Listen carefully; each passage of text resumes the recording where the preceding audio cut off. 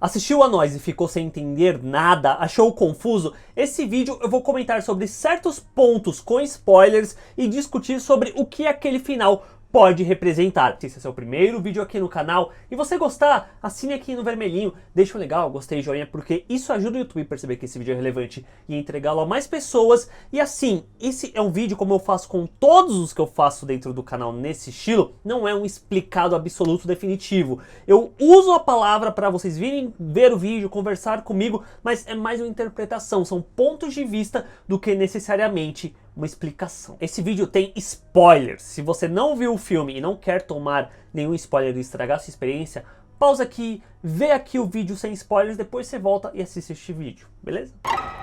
Olha, toda vez que eu falar da Adelaide original, eu vou referi-la como Red. E a Adelaide, que é a cópia, que é a Doppelganger, vai ser apenas Adelaide. Começando pelo plot twist principal do filme, que é justamente a troca de lugar entre as Adelaides. A Red, ela vai até a casa dos espelhos, acaba sendo enforcada pela Adelaide e desmaiando. A cópia então assume o lugar da original, algemando-a lá no subterrâneo, onde ela fica presa por 30 anos. E ao longo do filme vão sendo dadas diversas pistas sobre essa mudança de lugar entre as duas. A Adelaide, ela não consegue falar após o incidente, não porque ela está traumatizada, e sim porque ela, por ser uma doppelganger, por ser uma amarrada, ela não tem essa habilidade de fala, então ela tem que aprender desde o começo. E aquilo que a psicóloga diz, que ela está sofrendo de um trauma, de um transtorno, que o pai fala, mas ela não foi pro Vietnã, isso acaba se referindo a Red, que ficou presa lá no subterrâneo, porque ela passa a desenvolver disfonia, que é justamente espasmos involuntários das cordas vocais que fazem com que ela fale daquela forma, meio como se estivesse faltando ar, como se a voz estivesse falhando. Há outras pistas que são dadas durante o filme, como o som que a Adelaide emite quando ela mata uma das gêmeas e depois quando ela mata a Red, que é um som muito parecido com o som que os amarrados fazem, e também o fato dela saber exatamente o caminho até chegar no subterrâneo, porque você vê que depois que o filho dela é raptado pela Red, ela sabe exatamente aonde ela tem que ir, o que é apenas mais um foreshadowing de que as duas haviam trocado de lugar. Até mesmo o lance da mãe dela falando que quer a filhinha dela de volta pode ser interpretado como ela querer a filha verdadeira dela e não essa garota que assumiu o lugar. E tem um outro detalhe que é bem sutil, mas eu achei bem legal, é ver como que a cor vermelha acaba se tornando um signo que está sempre presente com a Adelaide, seja ela quando ela tá criancinha, que os pais estão conversando com a psicóloga e ela tá perto de um bagulho vermelho, que eu não entendi direito se aquilo era uma bacia de brinquedos, mas você vê a cor vermelha ali. Quando ela já tá adulta, ela comendo o morango, e a roupa dela mesmo que vai começando a ficar toda vermelha por causa do sangue lá, da confusão das pessoas que ela vai matando, que mostra o quão próxima ela é dos amarrados de fato. O que nos leva ao segundo ponto. Quem são, afinal de contas, os amarrados? A própria Red dá essa resposta quando a Adelaide desce para resgatar o filho dela, que ela fala que foi uma criação dos humanos, aparentemente num projeto, um experimento governamental que tinha como finalidade de duplicar as partes reais que vivem na superfície com a finalidade de controlá-las para conseguir ter poder. Só que o experimento não deu muito certo porque eles não conseguiam recriar, replicar a alma, apenas o corpo. E aí o projeto foi abandonado. Só que nunca a gente acaba descobrindo como que essas contrapartes continuaram a existir, continuaram a nascer, se multiplicar, porque nunca é mostrado, então é meio que algo que fica em aberto. O mais interessante é justamente a ligação que essa questão dos amarrados pode ter com Korra, porque agora vai ter spoiler de Korra, se você não viu, desculpa. Saindo da sessão, eu e a Ali estava comentando, e tem uma relação interessante, porque em Korra a gente vê que eles tentam pegar uma alma alheia e inserir dentro de um corpo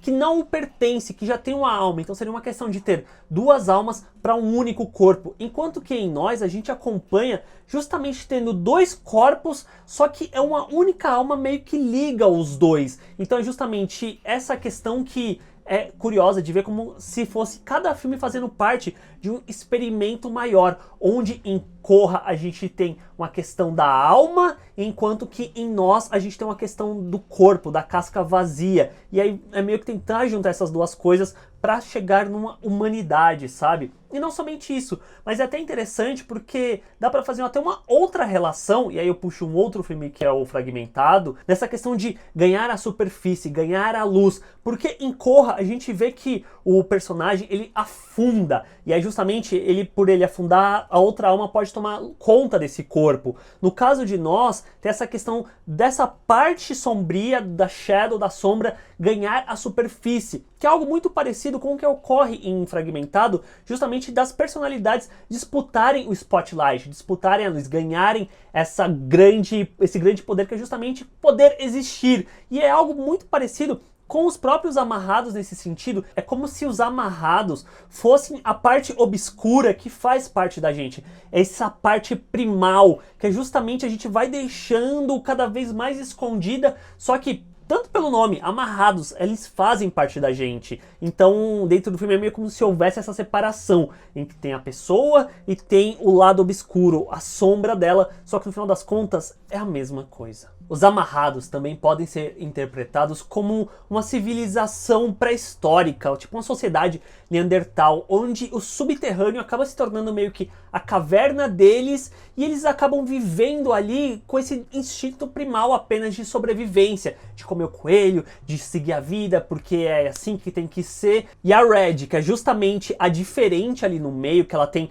o dom da fala, ela acaba se tornando uma deusa para os outros amarrados, e aí ela acaba arquitetando esse plano para eles subirem para a superfície, matarem as suas contrapartes originais e fazerem a corrente. Tanto que no começo do filme, quando eles chegam na praia de Santa Cruz, dá pra ver a ambulância colocando o cara da placa Jeremias 1111 morto dentro, e depois na praia o menino acaba vendo o amarrado correspondente dele já em posição. Ali o desacorrentamento já havia começado e ele era meio que uma das primeiras pessoas a fazer parte dessa corrente. Então já é um outro foreshadowing do que vai acontecer mais pra frente. O que nos leva ao terceiro ponto do filme, que são os amarrados de mãos dadas. O começo do filme se passa em 1986, ano em que ocorreu uma campanha beneficente chamada Hands Across the America, que era justamente pessoas dando as mãos pelos Estados Unidos para uma campanha pró-África, para ajudar a África. E o começo do filme a gente vê a Red, que seria a Adelaide original,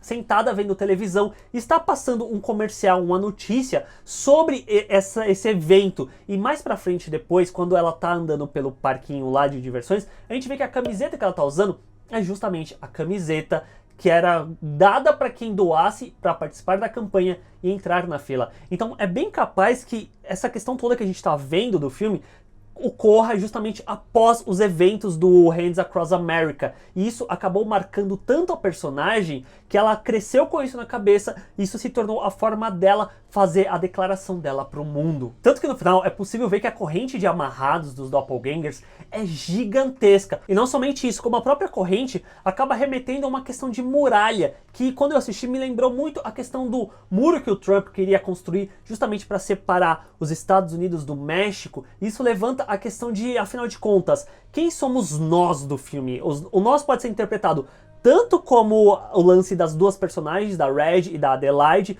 como também relacionado a esse medo que o americano tem do inimigo. Só que dentro do filme, o inimigo acaba se tornando o próprio americano, porque tem a cena que a Red responde quando a Adelaide pergunta quem são eles, ela fala, somos americanos. E aí se você puxa a questão do próprio nome, US dá para separar e se tornar United States. Então é simplesmente Estados Unidos. O inimigo é o próprio americano. Tem outras três coisas bem legais dentro do filme, que são menorzinhas, mas eu acho legal citar. A primeira delas é referente à camiseta do Michael Jackson, que naquela época, na década de 80, estava muito em alta com o Thriller e tal. Mas não somente isso, porque se você pega a letra da música, o filme se encaixa certinho nessa questão da música. Na questão, eu até anotei duas estrofes aqui, ó, tipo, You are fighting for your life inside a killer Thriller Tonight. Justamente, tipo, você está lutando por sua vida dentro de uma noite assassina, que é meio que o que acontece no filme, que é a família tentando sobreviver essa noite em que todos os amarrados subiram à superfície e estão matando a sua contraparte original. E tem uma outra estrofe bem legal que é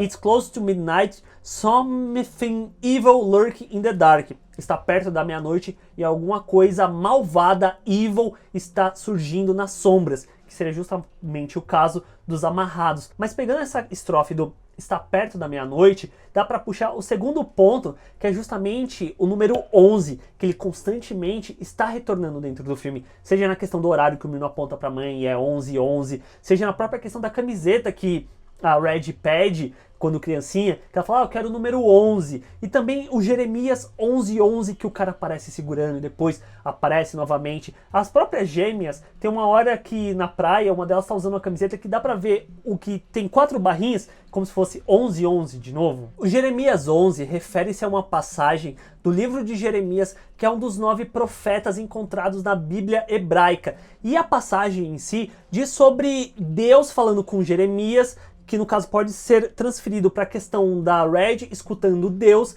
e o Deus falando que quando o homem precisar dele, ele vai virar as costas enquanto lançar um mal em torno das pessoas. E dá pra meio que fazer essa relação de que o mal, quem está trazendo, acaba sendo a própria Red, junto com os amarrados que estão indo pra superfície. Mas no final das contas, eu acho que o número 11 talvez seja algo até mais simples, porque se você bota um do lado de um, é um e sua cópia. E isso é algo que é constantemente martelado durante o filme. E o último detalhe que eu quero falar, que não é nem grandes coisas assim, mas eu gostei bastante, é que o Jordan Peele, numa entrevista, ele tá usando uma roupa igualzinha do Jack e o Iluminado. E dentro do filme tem uma sequência das irmãs gêmeas, que a câmera pega elas meio de baixo pra cima, que é muito parecido com as gêmeas do Iluminado. E é isso, pessoa! Ai, mordi a língua. E é isso, pessoas, é isso que eu tenho pra falar sobre Nós. Vocês concordam com alguma dessas interpretações que eu dei? Discordam? Vocês têm alguma outra mais legal? Deixa aqui embaixo nos comentários, vamos conversar sobre o filme, que ainda tem muito o que falar sobre ele e eu gostei bastante. Não se esqueçam de se inscrever no canal clicando na bolinha aqui do ladinho pra não perder nenhum dos próximos vídeos. Legal, like, gostei, joinha aqui embaixo pra ajudar o YouTube a perceber que esse vídeo é relevante e entregar a mais pessoas. E me sigam também nas redes sociais. Até o próximo vídeo, gente!